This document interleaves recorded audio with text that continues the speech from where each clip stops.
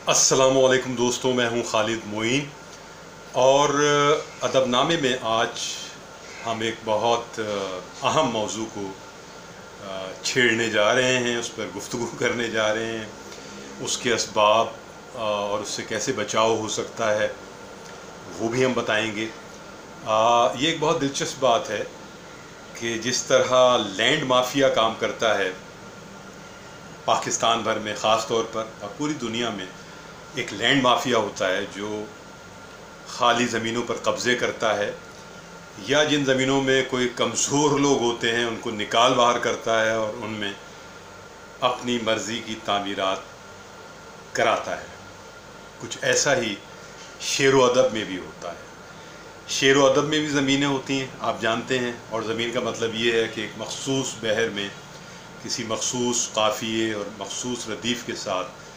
एक ज़मीन जब ईजाद करता है शायर, तो वो ज़मीन उसकी पहचान और शनाख्त भी बनती है। और बस औक़ात किसी की ज़मीन और कोई दूसरा उसे हथिया लेता है और उस पर अपनी मर्ज़ी की एक कोई गज़ल खड़ी कर देता है। ज़ाहिर है कि जो पहला शायर होता है जिसने वो ज़मीन ईजाद की होती है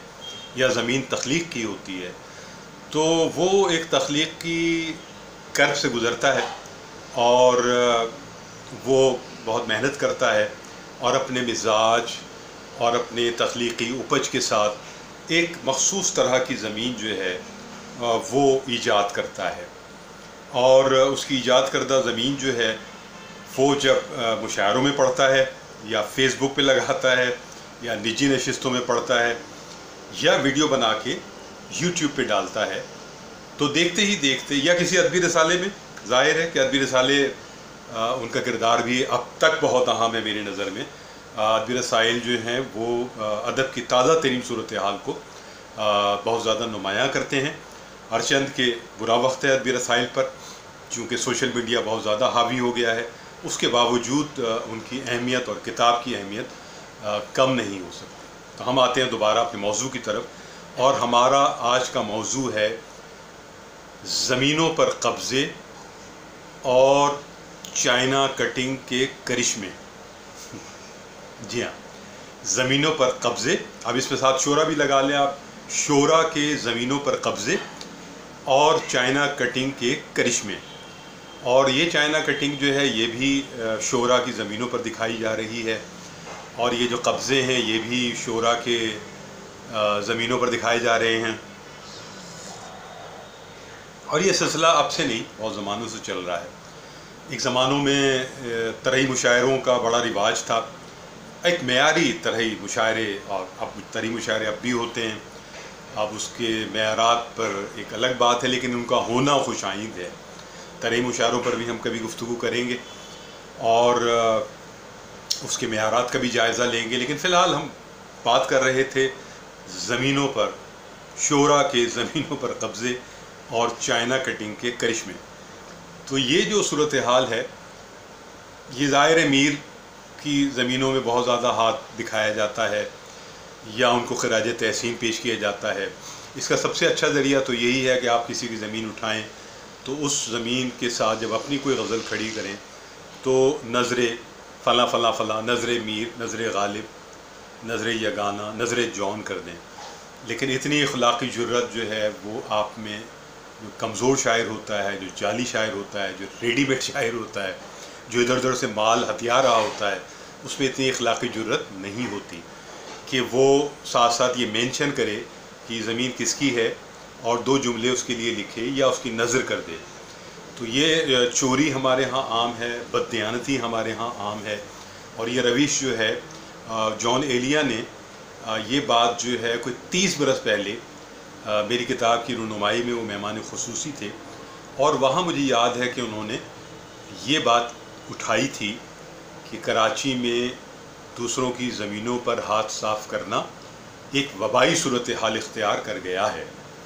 ये 30 साल पहले जॉन साहब ने इस मसले को उठाया था, और वो इसलिए भी उठाया कि सबसे ज़्यादा तो जॉन एलिया की ज़मीनों पर ही हाथ साफ़ किए गए, तो उनका एक अपना पेन था। اور اب جو ان کی کتابیں آئی ہیں اس دوران ان کی 4 5 6 کتابیں آ گئی شعری، تو سب سے سہل کام جو ہے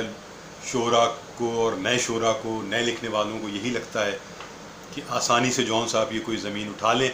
اور اس پر اپنی غزل کہنے کی کوشش کریں، حالانکہ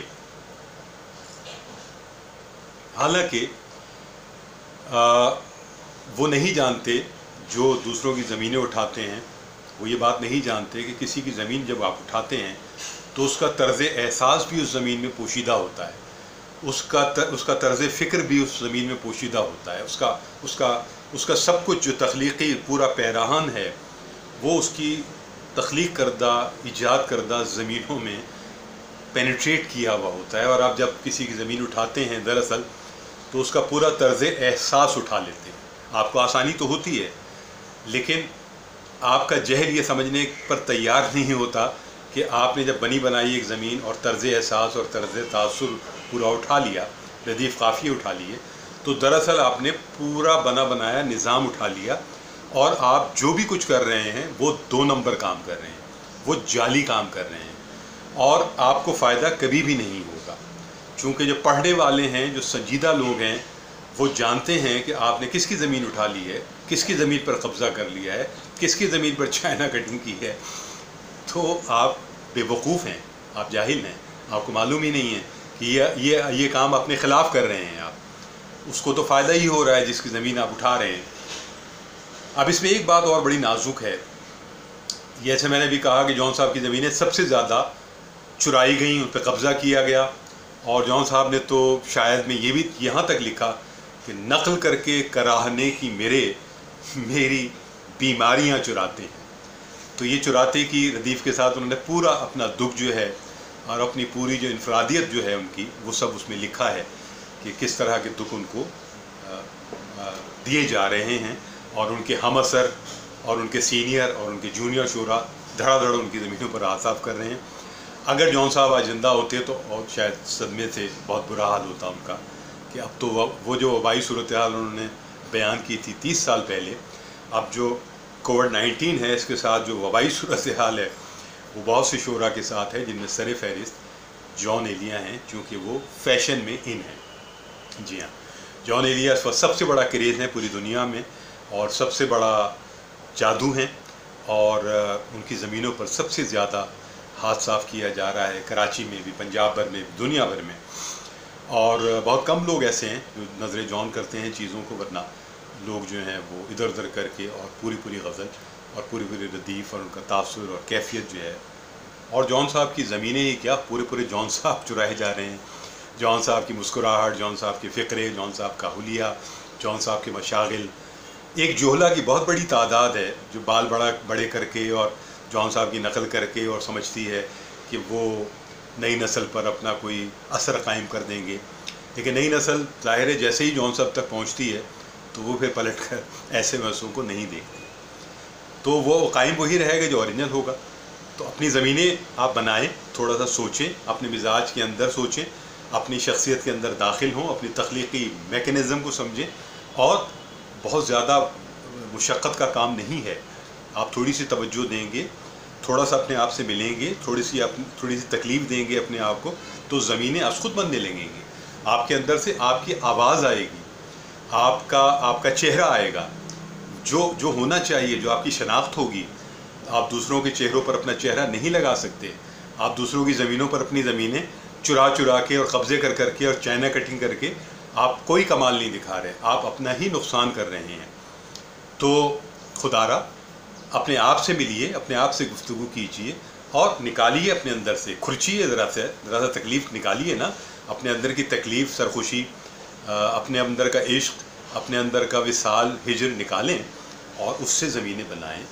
اور یہ کوئی بہت بڑا مسئلہ نہیں ہے، دوسروں کے مال پر نظر لگانا چھوڑ دیں، اپنا کام کریں۔ تو یہ بات میں نے آپ سے عرض کی ہے، بہت ہی محبت سے کی ہے، بہت ہی تکلیف میں بھی کی ہے۔ اب میں آخر میں آپ کو ایک استاد شاعر، ایک بہت باکمال شاعر وقار صدیقی صاحب کے 2 شعر آپ کی نظر کروں گا۔ وقار صاحب مرحوم ہو چکے ہیں، لیکن ان کی شاعری، ان کی نعتیں بہت کمال کی ہیں، اور بدقسمتی سے ان کی شاید ایک نعتیہ کتاب ضرور چھپی، لیکن غزل کی کوئی کتاب سامنے نہیں آ سکی۔ تو ان کا ایک شعر ہے کہ اب تو آ جا کہ تیرا راستہ تکتے تکتے، اب تو آ جا کہ تیرا راستہ تکتے تکتے، میری آنکھوں میں کھٹکنے لگی بینائی بھی، میری آنکھوں میں کھٹکنے لگی بینائی بھی۔ ایک اور شعر ہے کہ برف جانے نہ موم ہی جانے، برف جانے نہ موم ہی جانے، آدمی جس طرح پگھلتا ہے، برف جانے نہ موم ہی جانے، آدمی جس طرح پگھلتا ہے۔ تو اپنا خیال رکھیے گا، اپنے اطراف کا خیال رکھیے گا، اور مجھے اجازت دیجیے، خالد معین کو اجازت دیجیے۔ شعر و ادب پائندہ باد، پاکستان زندہ باد، اور خدا حافظ ناصر۔